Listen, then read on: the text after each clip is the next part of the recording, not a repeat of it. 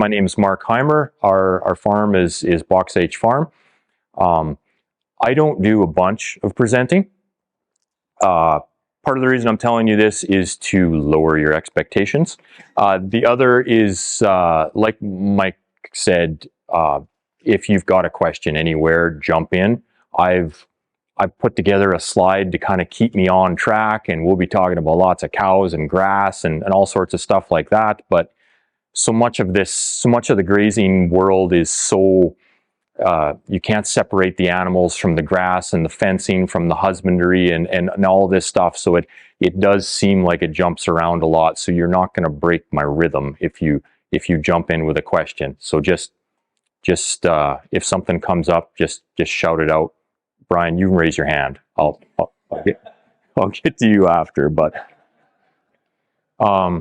so from what I've seen, all good presentations are supposed to start with a quote. So this is a major difference between something that might go wrong and something that can't possibly go wrong. So when something that can't possibly goes wrong, it turns out to be impossible to get at or repair. When I speak, I know, and I have been told, I don't always come across as particularly confident in what I'm doing on my farm. And that's not because I don't believe and I don't understand what I'm doing.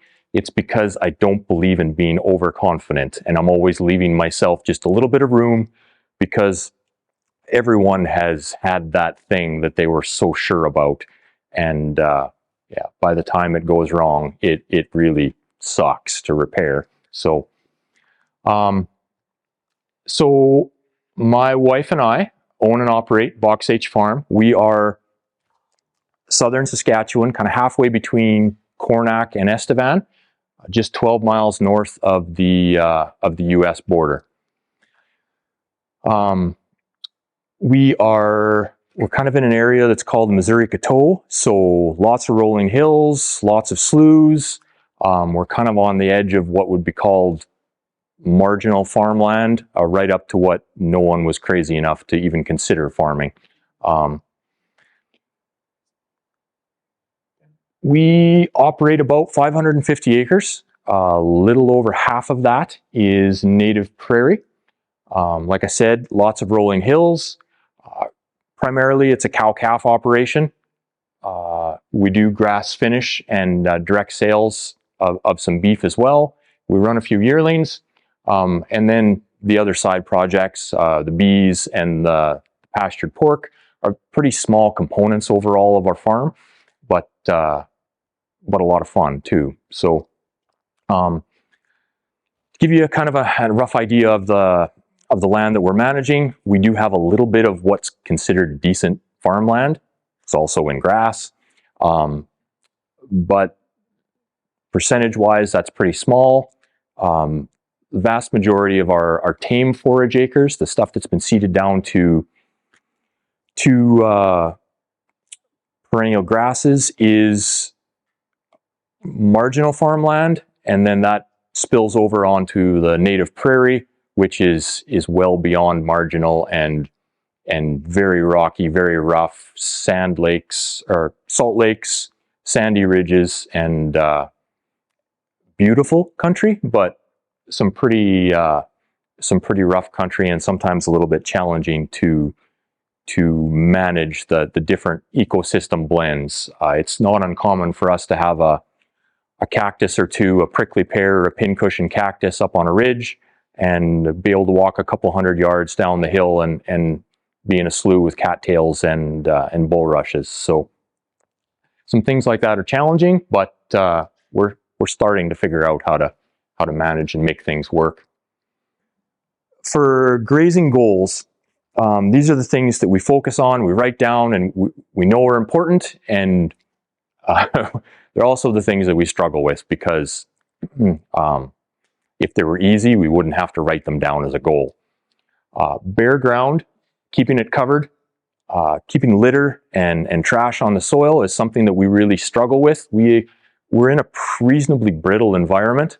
I don't know if we would have got much more than about 4 inches this year in rainfall, which doesn't sound that bad, but it comes very, very piecemeal, a little bit here, a little bit there, and we tend to be extraordinarily dry, and because we don't always produce a lot of biomass, we do struggle getting enough litter down on the ground and keeping everything covered. And we know how important it is because we get very hot, very windy and dry spells, and when that ground's not covered, it's really apparent.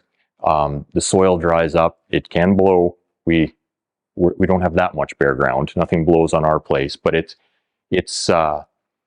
really a constant struggle, and that's one of the reasons we were interested in the different grazing methodology, the total grazing and the severe graze that I'll talk about a little bit later. We think that it's kind of helping us correct some of the problems that we've had previously. Maintaining stand diversity and desirable species.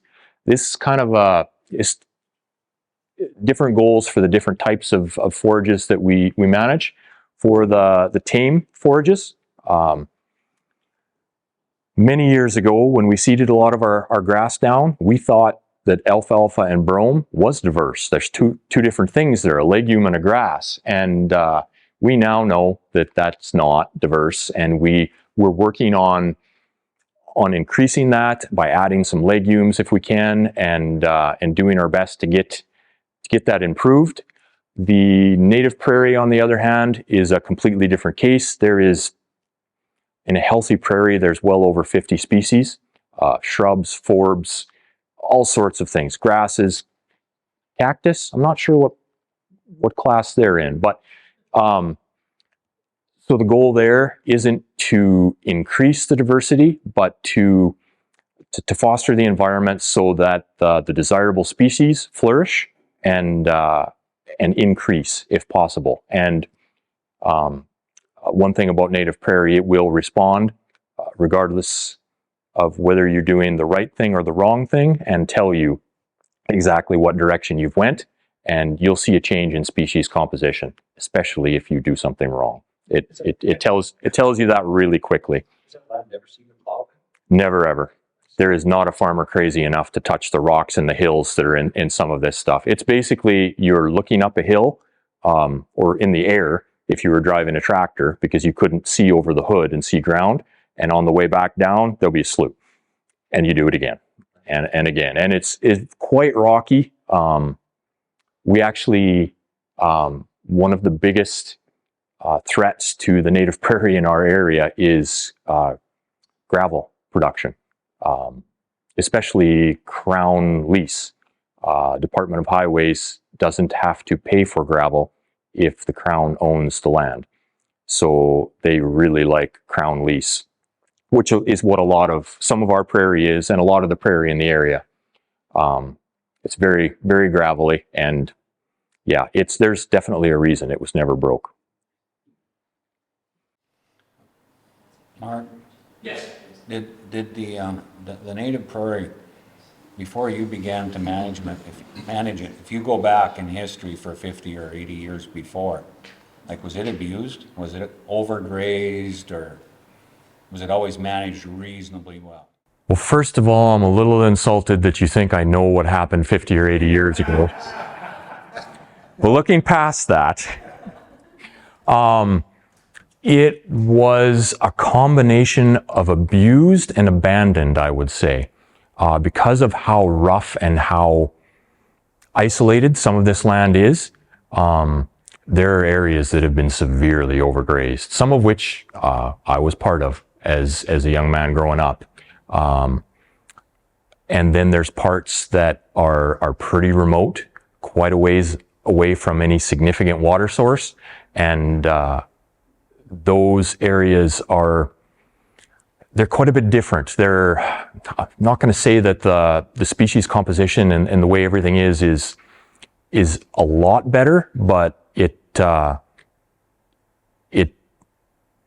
little bit better. The species seem to have hung on a little bit more. The overgrazing, the continuous grazing on the prairie really takes some of those desirable species, and it just snuffs them right out. So that's my next question then. So where you're doing the managed grazing now, on, say, the overgrazed areas, are you seeing diversity return? Yes. A little bit. It can be really tough to, my wife would think this is funny. I'll say it can be tough to identify all the different species of grass on native prairie. I can't identify 3. My wife's really good at plant ID, but even she struggles with a whole bunch of them. But there's a few species that we know we want. Green needlegrass, needle and thread is a good one, and winter fat. Some of those plants that tend to really back off and back away when you overgraze, and we've started to see some of them come back, but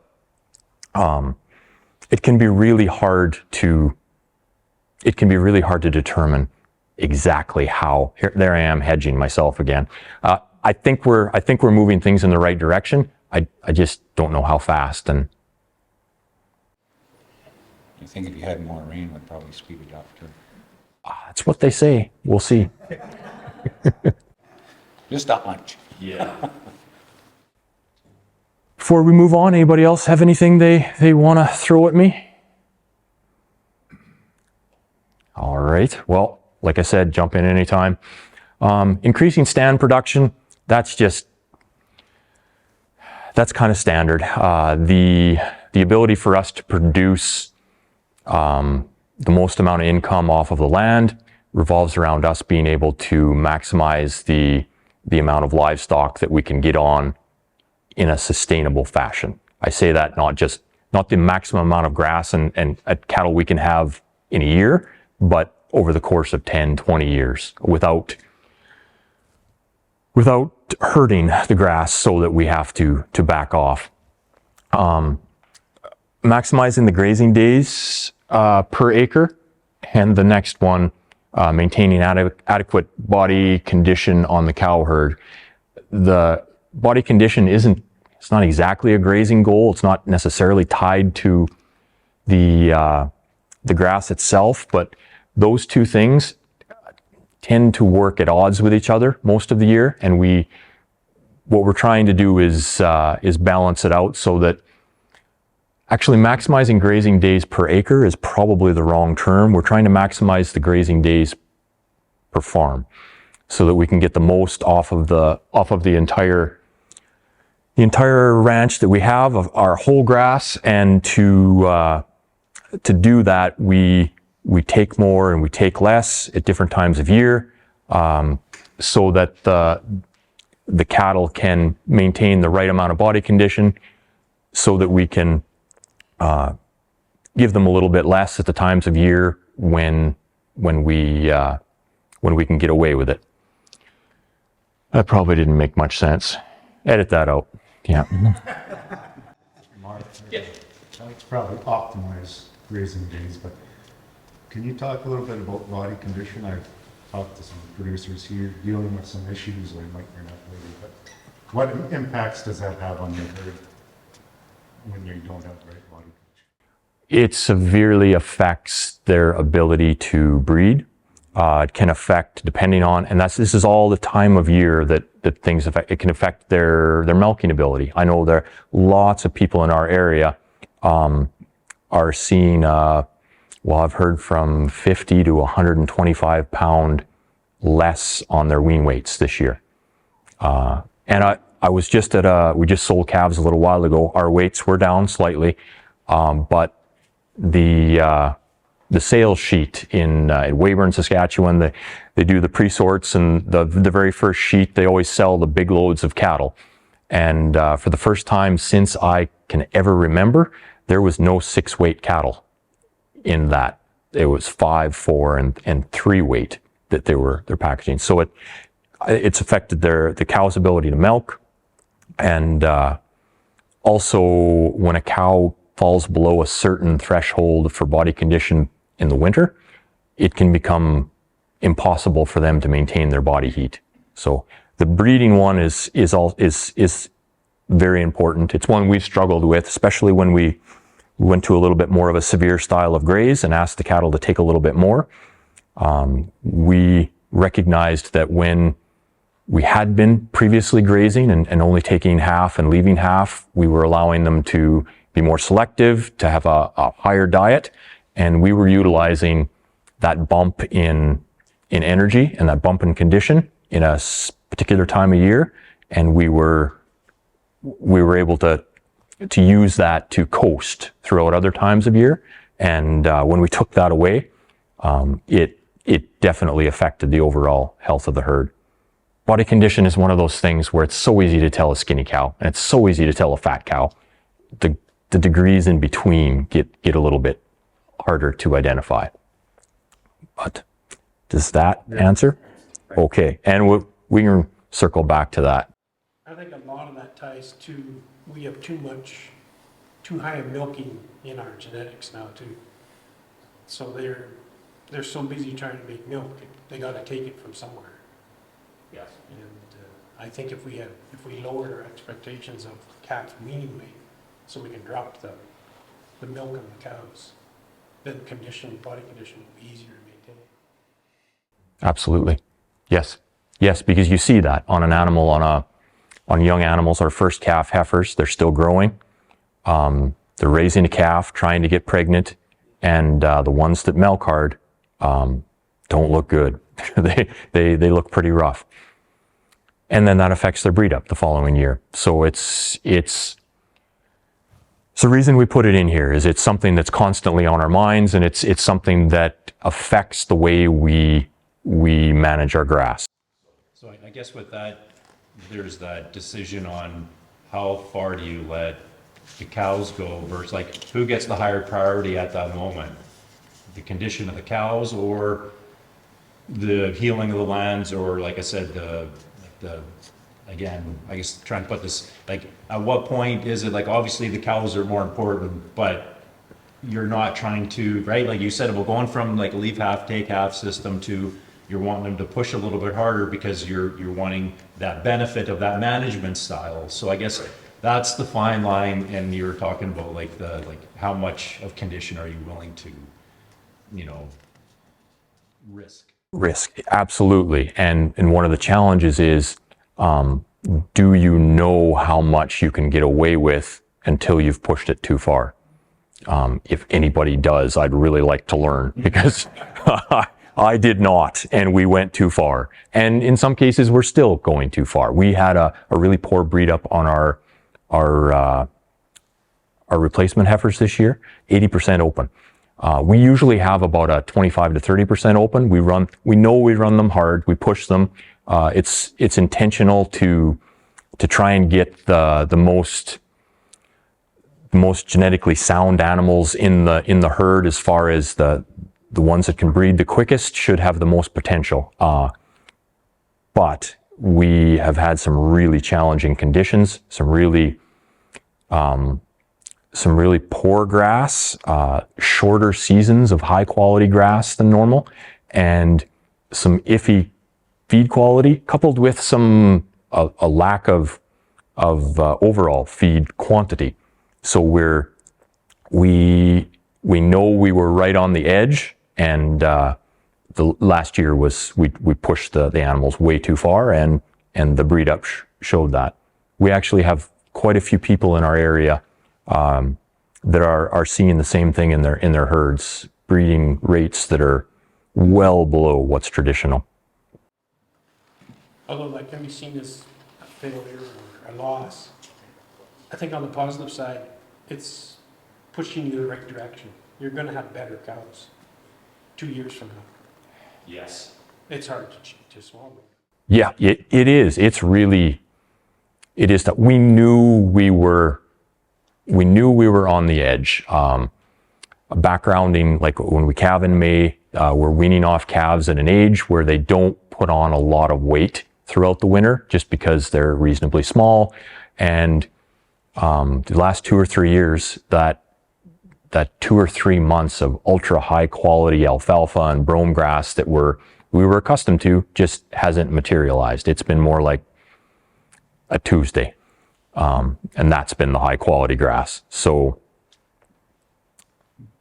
yeah, but like you say, well, tuition is expensive. The good thing about it is cull cow prices are Yeah. Yeah. really good this year. That's the problem. I've been listening to some crazy people from Manitoba here that breed at age 2. And I've always been like, well, it's just so long to wait and these cattle, but now I've got animals that are prepped for that. So that might be an experiment as well. And, yeah, everything's on the table when, when you're forced to revisit what you thought you were going to do when the plan needs to be changed. So are you overstocked, Mark? No, we're actually pretty close this year. We will run out of grazing right about when I expected we should. We might even have a couple extra weeks, which would be unlikely. That, I mean, if we get a real mild January, we could maybe graze 2 or 3 weeks into January, but we're really close. So even on a dry year like this, you've had enough, like according to the grazing plan, you're exactly operating where you should be. Yeah. That is remarkable. Yes, it's one thing about I've got a slide on it later, but so our native prairie, when we started grazing it harder, we already recognized that so much of the grazing we were doing before, because we are in a brittle environment where stuff just does not recover quickly. We get fantastic recovery in May and the first part of June, but by July, things just look horrible. And the prairie is very resilient, which means that basically it'll take its sweet time and recover when it feels like it. So we're now allowing for a 2-year recovery. So everything that we will graze next year for prairie wasn't grazed this year, which allows us with some pretty decent peace of mind when it comes to going into another dry year. We've got a lot of grass right off. It might not be enough. We might, if it doesn't rain and things get worse than they are right now, we may still have to adjust, but it gives us a lot of time to figure that out. And the wildlife habitat, it's amazing how how much wildlife you can find out there when you leave some of the grass behind. I still think back to the whole White Oaks pasture thing, where I don't know if you guys are familiar with Will Harris down in Georgia.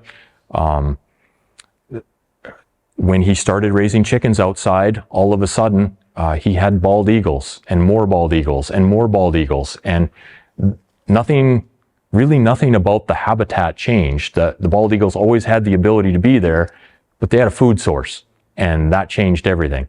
And by leaving a bunch of grass behind, what we're seeing is that there's more little sub-ecosystems, that we've got more rodents that are around, more birds. There's birds that really love the tall grass. The deer and a bunch of mammals just love the isolation. No cows, no people. There's big tracts of land where they can just kind of go and do their thing. And yeah, it's something that we didn't necessarily have in mind when we started, but it's definitely something that we've noticed has enhanced, which is good. It's nice to have other creatures around. The cattle are not meant to be the only thing in the ecosystem. They're supposed to just be a part of it.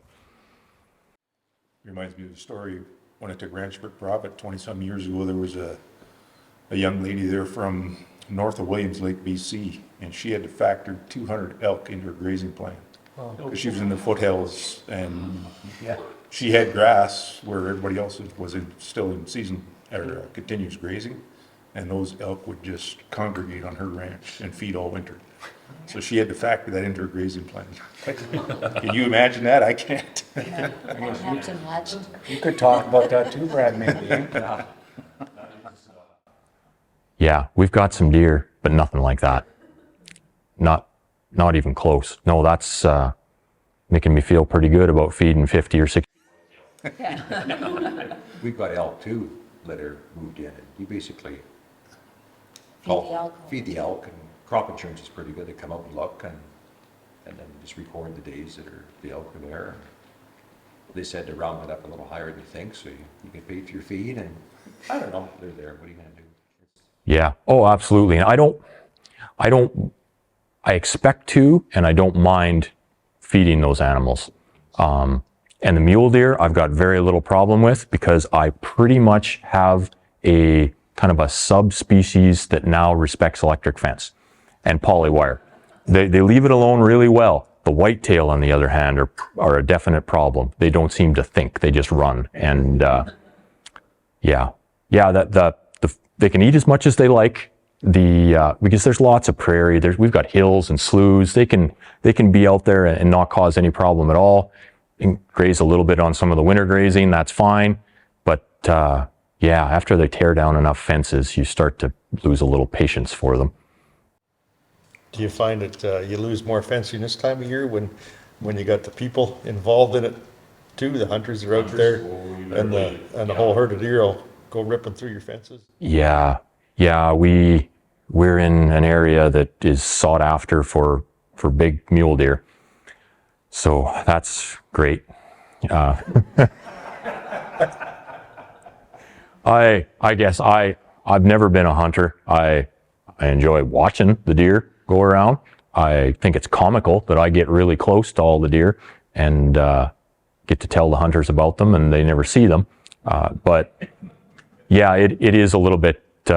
It does change the dynamic when things, and that's whitetail especially, seem to just any little thing and they start to run, and oh man, it's untangling a quarter mile of polywire when you just put it up. It gets frustrating, but one day we'll have the whitetail train too. I'll just add one thing from observations. 30 years, I know wildlife can be a pain in the butt, but they are an indicator that you're doing something right. That's part of the reason I came here. I want to hear stuff like that. Because it can be a hassle dealing with some of them, but it is good to reiterate that, it's having life on your land is probably the right thing. And we do find that because we intentionally stockpile and rest a lot of acres, we're seeing more deer and things like that move in after everything else has been cleaned off for the year, which is okay too. The quality of that, everything gets better as the soil regenerates too. So they choose to come there. Yeah. I know that's what we're seeing on most of the farms we work with, that regenerative farms attract the wildlife. I think life begets life. So basically kind of the Coles Notes version of where we started. I think it was 1998. My wife and I bought a section of land up against my family farm, and we had picked up some lease land after that as well. But we were farming then, and at that time we were working with my parents, but entirely separate. Cattle were managed together, we farmed together, but I had my cows, Dad had his equipment, my labor, everything was pretty much separate on paper.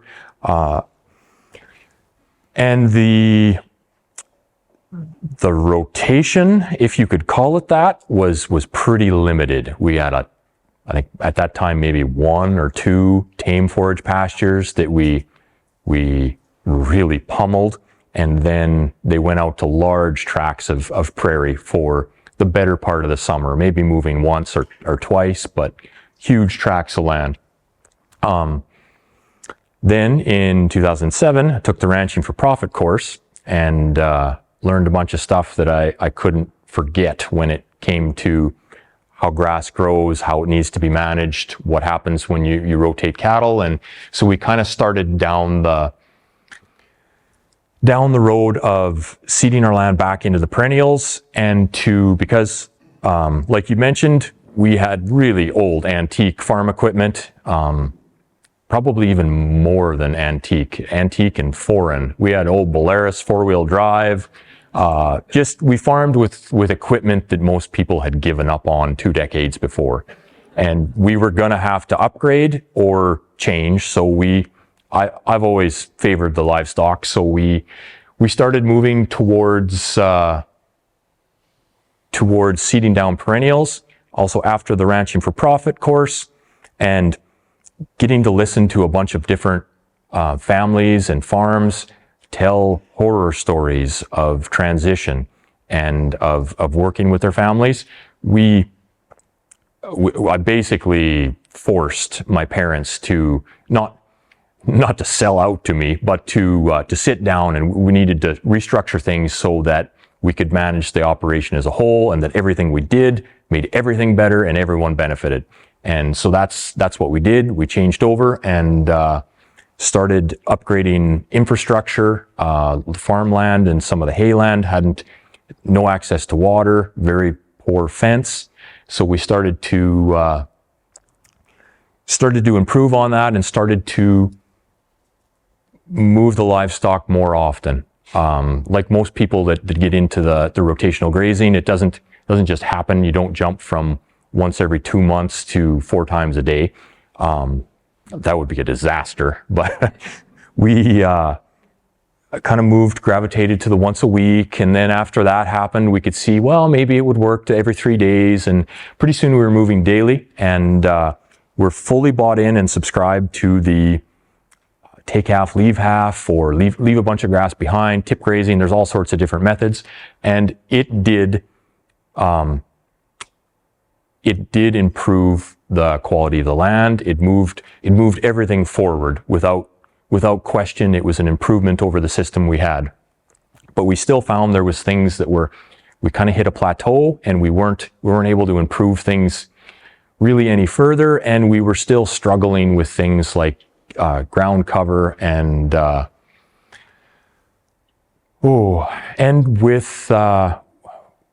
with selective grazing on the native prairie. Prairie has so many different so many different species. It's really easy for them to take what they like, leave what they don't.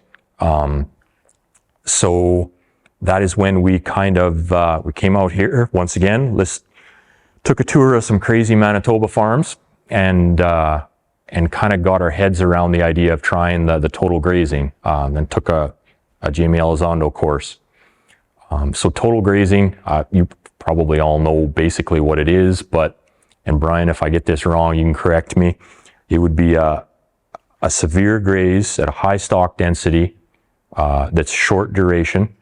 It's non-selective, which means you take pretty much everything. But then, most important is an extended recovery period. So, like I said before, when we were trying to leave lots of grass behind, in the prairie, that meant you left all the undesirable species behind, and they still grazed our brittle little hilltops right to the ground, right to the nubs. So when we changed this system to this system, we were just utilizing the grass, forcing them to eat the stuff that they didn't want to eat, but still could, and did eat on an occasional, the stuff that gets left behind. People in our area call that drought grass, because when you run out of the rest of your grass in a drought, you've still got it, because the cattle will leave it and it's old and it's wolfy. But we're finding, if we can graze it hard and either get it walked down or get it grazed, it's improving. It's getting rid of the wolf plants. We do still graze a lot of old grass on the prairie, because we're only grazing it every 2 years. There is some old growth that comes up in there, but the prairie grasses, many of them hold their food value reasonably well, and the combination of the old grass and the new grass seems to work pretty well. That is Have you feed tested some of that 2-year-old grass just to see what, like you said, holds its feed value very well? We haven't tested it. We have tested some. It's not, the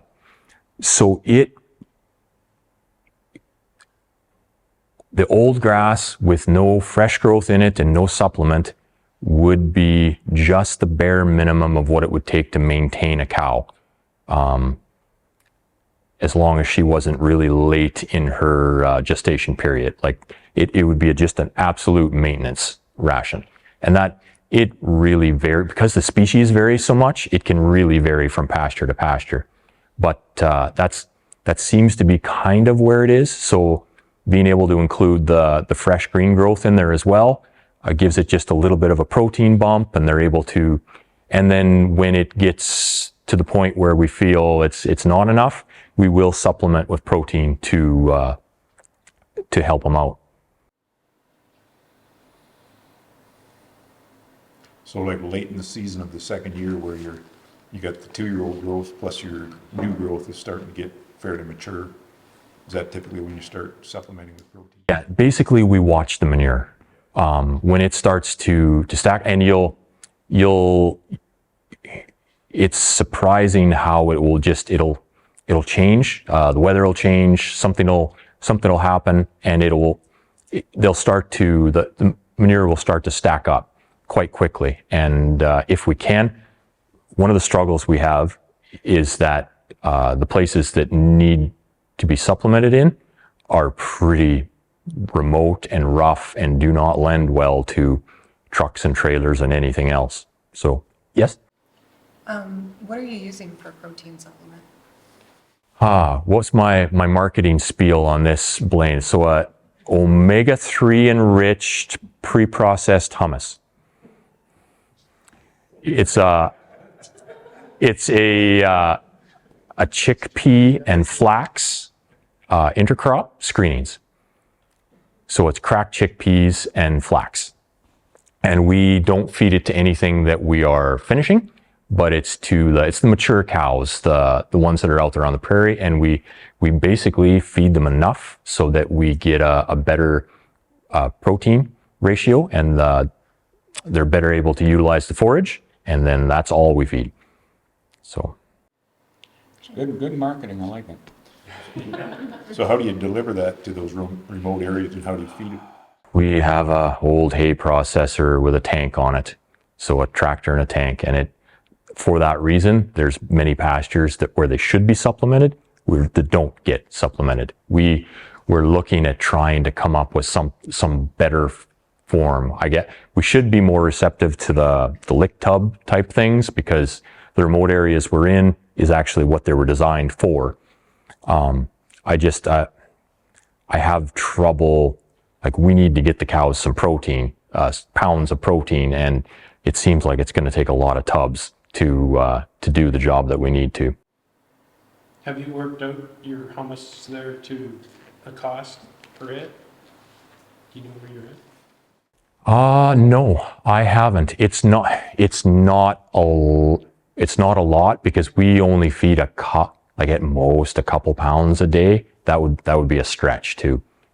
It's refreshing how little it takes to affect because they're not far off. Yeah, if they were really far off, then we would probably be to the point where we'd have to supplement with something with higher energy, rather than the